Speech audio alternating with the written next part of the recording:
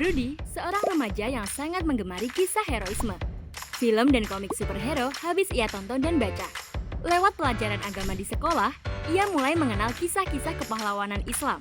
Namun, keterbatasan ruang eksplorasi dari materi agama di sekolah mendorong Rudy mulai mencari bacaan keislaman alternatif, berselancar di media sosial, dan mengikuti pengajian. Ia pun mulai mengenal konsep takfir dan jihad yang ekstrim, hingga akhirnya terlibat dalam jaringan terorisme. Lain halnya dengan Lisa, anak muda yang baru saja memutuskan untuk berhijrah.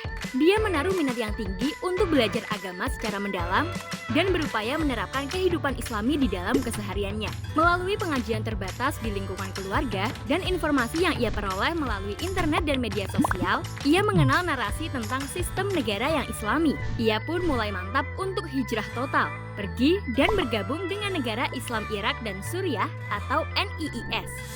Pak Ibnu adalah cerita lain dari seorang penduduk desa yang tumbuh dalam lingkungan keislaman yang kental. Saat pindah ke kota, Pak Ibnu mulai tertarik mengikuti pengajian seorang ustadz yang berbeda dari ustadz di kampungnya. Di sana, ia disuguhi informasi mengenai ketertindasan umat Islam di dunia. Melalui doktrin jihad, Pak Ibnu terlibat dalam aksi-aksi terorisme.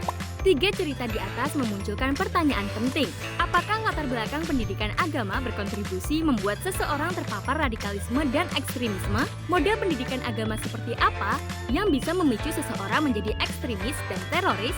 Pusat Pengkajian Islam, Demokrasi, dan Perdamaian bekerja sama dengan Pasca Sarjana UIN Sunan Kalijaga Yogyakarta melakukan penelitian di 3 provinsi, yaitu Jawa Barat, Jawa Tengah, dan Jawa Timur. Penelitian ini melibatkan 20 informan yang meliputi 13 mantan napiter, 6 returnis, dan 1 deportan negara Islam Irak dan Suriah atau NIIS. Data digali melalui desk study dan wawancara mendalam atau in-depth interview. Berikut adalah temuannya. Latar belakang pendidikan agama mantan napiter, returnis, dan deportan NIIS hanya akan menjadi signifikan membuat mereka terpapar ideologi radikal dan ekstremis jika termediasi oleh faktor-faktor struktural, identitas, jaringan sosial, dan ideologi.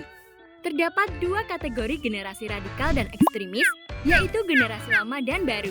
Generasi lama didominasi oleh mantan napiter, yang umumnya berasal dari latar belakang keluarga kelas menengah ke bawah dan terpapar melalui jaringan sosial seperti halakoh dan pengajian. Sementara itu, generasi baru didominasi oleh returnis dan deportan NIIS yang umumnya berasal dari keluarga mampu dengan latar kultur urban. Mereka umumnya terpapar melalui jaringan keluarga dan internet. Peran perempuan memang kurang signifikan di lingkungan kelompok radikal dan ekstremis generasi lama.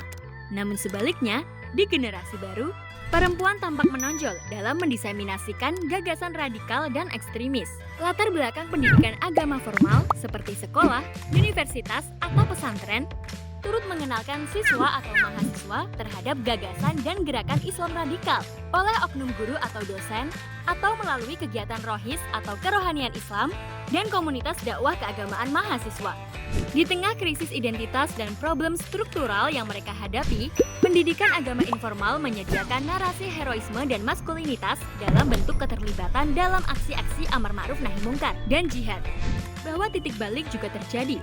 Sejumlah individu memutuskan keluar dari lingkaran radikalisme ketika mereka menemukan jalan mobilitas ke atas atau upward mobility, ketika menemukan sosok guru baru, dan tentu saja setelah mereka merefleksikan pengalaman-pengalaman mereka sebelumnya.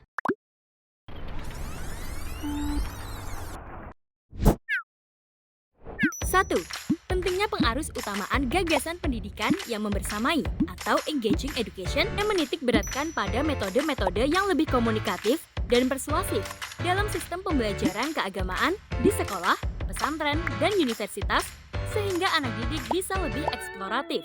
2. Dalam pendidikan agama informal, aktor dan wacana keagamaan yang moderat perlu didorong untuk mengisi ruang-ruang pengajian dan halakoh untuk mempersempit ruang gerak aktor dan wacana keagamaan garis keras.